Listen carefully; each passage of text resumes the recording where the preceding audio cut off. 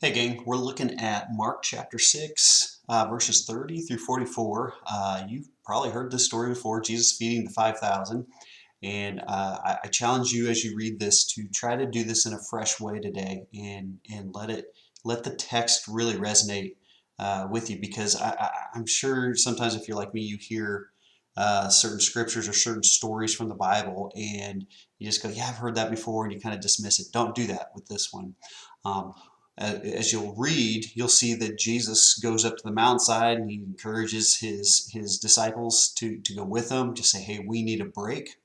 In the midst of that, there's a large crowd that gathers around the mountain, down toward the base of the mountain, and we're told that in the text that Jesus has compassion on them, and so he teaches them and he tries to lead them in a way because he sees them as a sheep without a shepherd, and he shows how he is the shepherd. There's a little bit of a crisis because we have all these people, kind of this impromptu class going on, but we need to feed them. All the restaurants and stores are closed.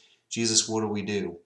They gather up what they have, and Jesus miraculously feeds everybody. We're told in the text that they all ate and they were all satisfied. This brings to mind a story that I heard once about two captains of two different ships.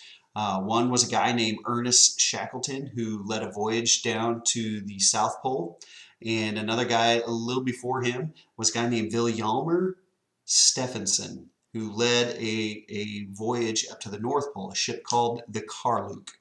And both of them ran into very similar problems but had very different outcomes. Stephenson, leading the Carluke up to the North Pole, runs into a shelf of ice and they get trapped on the boat, and really everything starts to break down. Now, some of this was due to Stephenson himself because he was just on a single mission minded adventure that he had. In his own words, that he had to complete his ultimate objective to get to the North Pole, in his own words, in such a way that even the lives of the crew are secondary to the accomplishment of the work.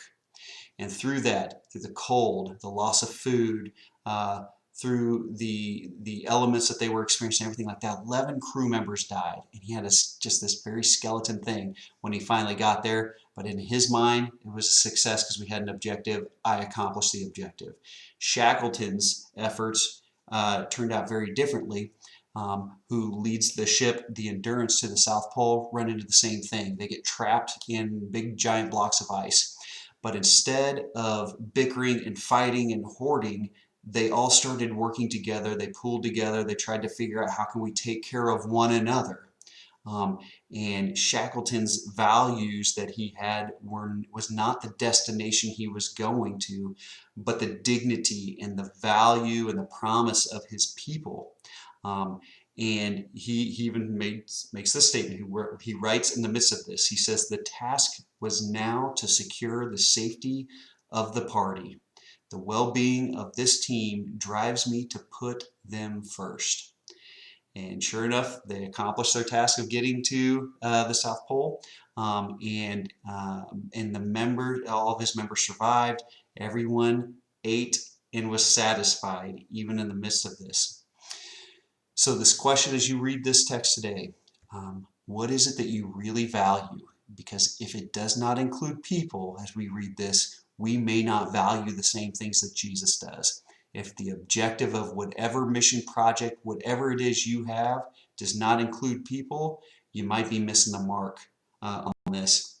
And secondly, are you eating of the word and are you satisfied with it? Or are you in constant looking around for something different, what you might think is better, what you might think is newer, all these kinds of things. Take those questions, think about it for the day, and I hope that you are blessed by this text.